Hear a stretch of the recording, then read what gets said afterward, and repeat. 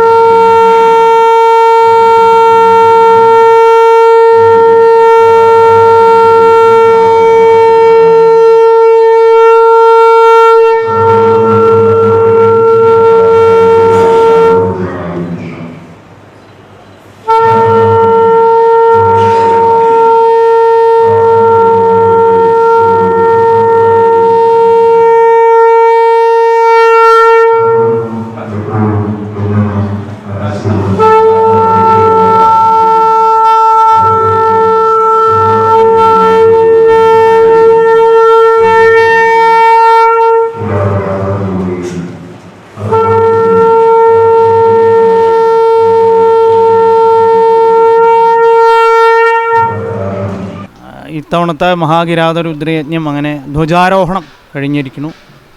ആദ്യം മഹാഗണപതി ഹോമം ഉണ്ടായി. അത് കഴിഞ്ഞിട്ട്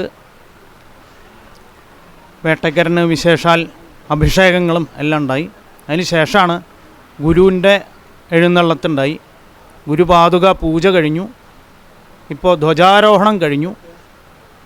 മഹാകിരാതരുദ്രയജ്ഞം ഔദ്യോഗികമായിട്ട് 5 തിരിയിട്ട വിളക്കിൽ ദീപപ്രോജ്വലനം ചെയ്ത്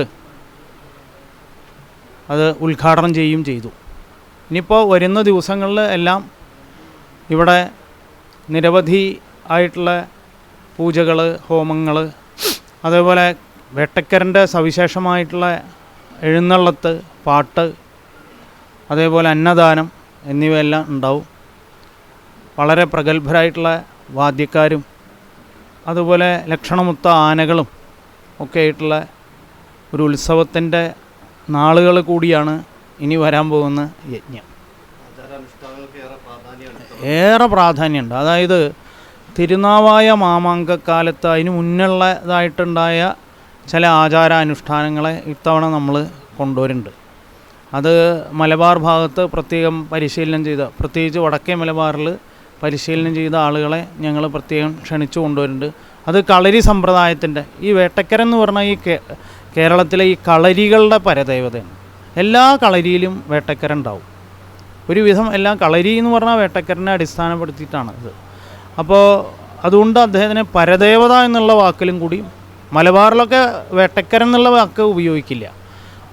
ഇപ്പോൾ തലശ്ശേരി, കണ്ണൂർ, അതുപോലെ കോഴിക്കോട് ജില്ലയിലൊക്കെ പരദേവത എന്ന് വേട്ടക്കരനെ പറയുള്ളൂ. പരദേവത എന്ന് പറഞ്ഞാൽ അത് വേട്ടക്കരൻ, അത് കളരിയായിട്ട് ബന്ധപ്പെട്ട. അപ്പോൾ കളരിയിലെ ചില ആചാരമുറകളും അനുഷ്ഠാനങ്ങളും ഒക്കെ കൂടി ഉൾപ്പെടുത്തിയും കൊണ്ടുള്ള ഒരു യജ്ഞമാണ് ഇത്തവണ സവിശേഷമായിട്ട് നമ്മൾ ആവിഷ്കരിക്കുന്നത്.